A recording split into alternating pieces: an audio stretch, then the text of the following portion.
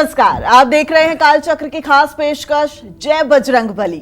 मैं हूं दिव्या अग्रवाल और मेरे साथ है प्रश्न कुंडली विशेषज्ञ पंडित सुरेश पांडे जी। बहुत बहुत स्वागत है पंडित जी आपका। धन्यवाद। हनुमान की भक्ति, मंत्रों की शक्ति दिलाएगी हर कष्ट से मुक्ति। जानिए हनुमान मंत्रों के महा उपाय। जी हाँ, आज हम आपको हनुमान जी के मंत्रों की शक्ति और इनसे जुड़े वो रामबाण उपाय बताएंगे जिनको करने से आपको राम भक्त हनुमान जी की विशेष कृपा मिलेगी और आपके जीवन से हर तरह का रोग, दोष, शोक और संकट दूर हो जाएगा। तो कहीं जाइएगा मत और बने रहिएगा कालचक्र के साथ। अपनी चर्चा को शुरू करने से पहले चलिए जल्दी से पंडित जी से आज का शुभ मुहूर्त जान लेते हैं।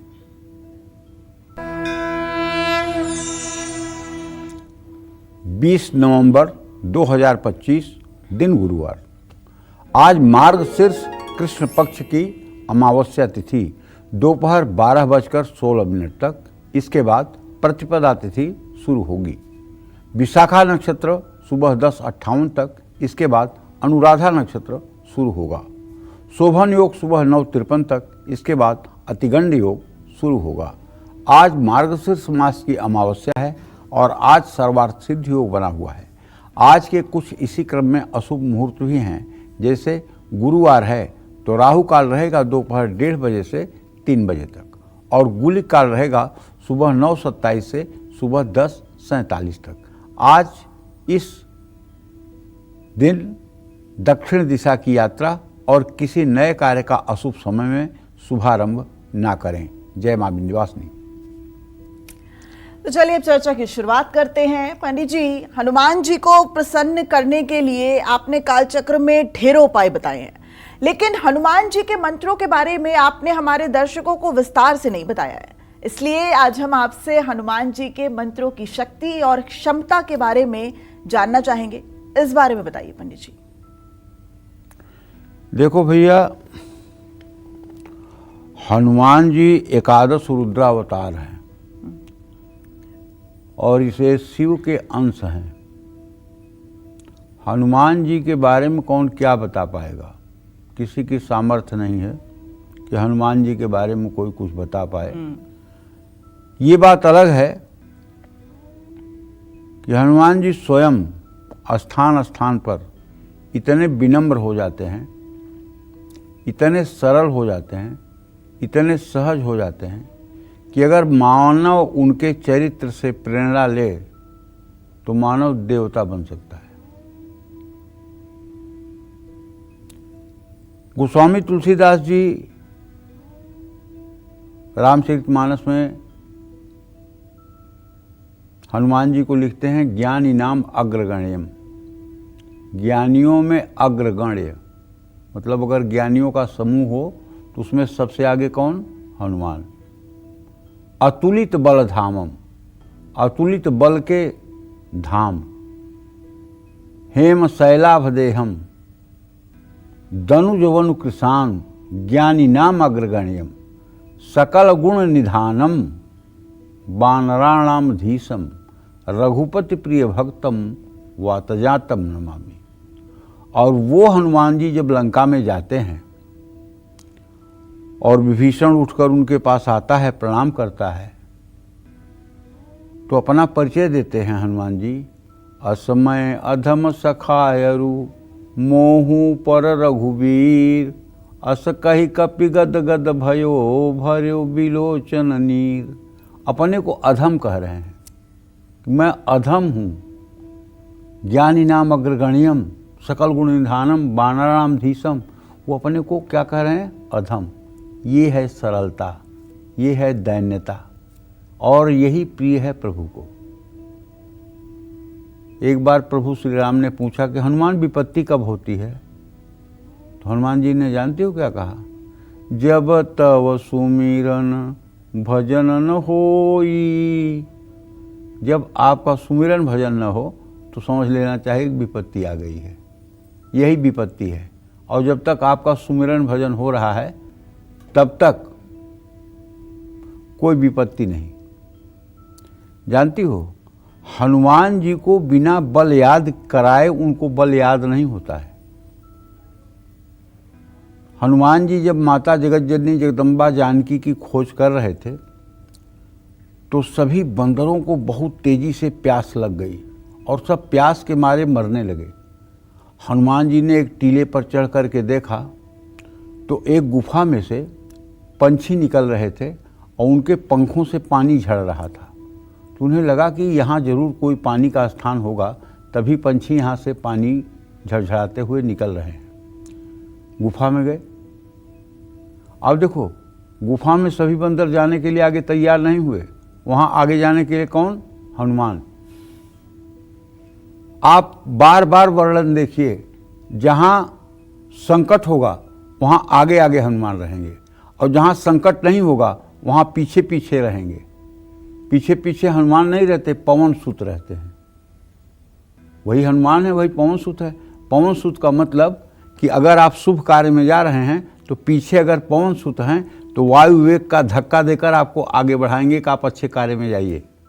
और जहाँ चैलेंज है, चुनौती है, संकट है, वहाँ आगे आगे रहेंगे। इसलिए कि हनुमान, उनकी दाढ़ी जो है ये वज्र से मतलब कि जो है सुरक्षित है। तो वहाँ चुनौतियों को स्वीकार करने के लिए हनुमान जाते हैं। तो जब वहाँ अंदर गुफा में गए तो गुफा में सभी बंदरों ने पानी पिया, रुचिकर फल खाए, तो देखा वहाँ एक तपस्विनी दिव्य स्त्री बैठी हुई है। इसका रामचरितमानस में बड़ा छोटा सा वर्णन है, वाल्मीकि रामायण में छोटा सा वर्णन है, लेकिन आनंद रामायण में बहुत विस्तृत वर्णन है। तो उस महिला से जाते हैं, प्रणाम करते हैं। वो महिला कहती है, आप लोग किस कार्य से आए हैं तो बताए। कहना अच्छा ठीक है, आप लोग आँख मूंदिए और जाइए प्रभु श्री राम का काज करिए। तो ये लोग आँख मूंदे। बंदर की जात, कोई कोई तो ऐसे ऐसे करता रहता है। उस देवी के प्रभाव से ये लोग जाकर समुद्र के किनारे पहुंच गए, आंख बंद करते ही। और अगर शायद और देर तक आंख बंद किए होते तो ये लोग समुद्र पार चले जाते। और हनुमान जी वहां बैठ करके क्या कर रहे हैं? श्री राम जय जय राम, श्री राम जय राम, श्री राम जय राम। अब उनसे जामवंत जाके कह रहे हैं, अरे हनुमान उठो, जानकी का पता लगाने तुम्हें जाना है। तो हनुमान जी कह रहे हैं, श्री राम जय राम, श्री राम जय राम। मतलब जामवंत जी उन्हें उठाने का प्रयास कर रहे हैं और वो खोए हैं श्री राम जय राम। तब जामवंत जी ने कहा, अरे राम काज लगी तब अवतारा। जब ये कहते हैं राम काज लगी तब अवतारा, सुनत ही भय पर्वताकारा, कनक भूधराकार शरीरा, समर भयंकर अति बल वीरा। जब उन्होंने सुना कि अरे राम काज के लिए मेरा अवतार हुआ है, तो तुरंत पर्वताकार, कनक भूधराकार शरीरा, समर भयंकर अति बल वीरा। अब कह रहे हैं, अरे जामवंत आप आज्ञा करिए, अभी रावण को त्रिकूट पर्वत सहित उखाड़ करके समुद्र के इस पार लाता हूं, या कहिए रावण को मार करके जगत जननी जगदम्बा को लाता हूं। आप आदेश करिए या इस त्रिकूट पर्वत को ले आकर समुद्र में डुबो देता हूं, आप केवल आदेश करिए। हनुमान जी उसमें अतुलित वेग में थे, यानी शक्तियों का एहसास करा दिया जामवंत। हाँ, जामवंत ने शक्तियों का एहसास करा दिया। लेकिन फिर देखिए विवेक, इसी को ज्ञानी नाम अग्रगण्य हम कहते हैं, क्योंकि वो जोश में बोल रहे थे। लेकिन जामवंत जी, मैं आपसे पूछता हूँ, आप बुजुर्ग हैं, आप बताइए कि मुझे क्या करना चाहिए। तो जामवंत ने कहा, केवल आपको जाकर मैया की सुधि लानी है और राम जी से बतानी है। इसके बाद राम जी जा करके अधूरा काम पूरा करेंगे। ठीक है। जामवंत के वचन सुहाए, सुनि हनुमंत हृदय अति भाए। तब लगी मोहि परख्यों तुम भाई, सही दुख कंद मूल फल खाई। जब लगी आवहु सीतहि देखी, होई है काज मोहि हरस बिसेखी। अस कहना इस बन कर्मा था, हरस चले ही धरि रघुनाथा। सुंदरकांड नाम क्यों पड़ा सुंदरकांड का? तो सिंधु तीर एक भूधर सुंदर, कौतुक कूदी चढ़े उता ऊपर। एक सुंदर नाम का पर्वत था। हनुमान जी कौतुक में, खेल में ही उस पर्वत पर चढ़ गए। बार बार रघुवीर सम्हारी, तरके पवन तनय बल भारी। जही गिर चरण दे हनुमंता, चले सुगा पाताल तुरंता।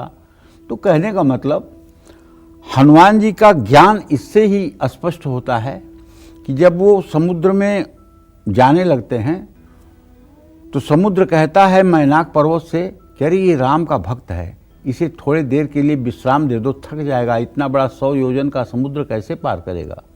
तो मैनाक पर्वत पानी के ऊपर आ जाता है और कहता है कि आप आइए मेरे आश्रय में विश्राम करिए, फिर चले जाइएगा। राम काज कीन्हे बिना, मोहि कहाँ विश्राम। हनुमान जी कहते हैं अरे ना ना ना ना, बिना राम का काज पूरा किए मैं कैसे विश्राम कर सकता हूँ। और ज्यों ही थोड़ा आगे बढ़ते हैं, हनुमान तहि परसा, कर पुन कीन्ह प्रणाम। राम काज कीन्हे बिना, मोहि कहाँ विश्राम।